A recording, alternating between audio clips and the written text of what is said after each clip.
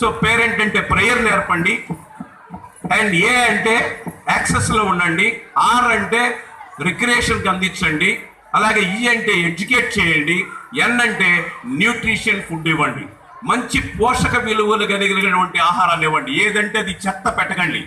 So ముఖ్యంగా ఈ పరీక్షా కాలంలో మంచి ఫుడ్ పెట్టండి పరీక్షల్లో.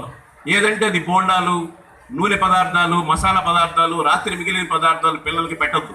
సో మంచి ఈజీగా డైజెస్ట్ అయ్యేటువంటి ఫుడ్ పిల్లలకి అందించండి, ముఖ్యంగా పరీక్షలకు వెళ్ళే సందర్భాల్లో.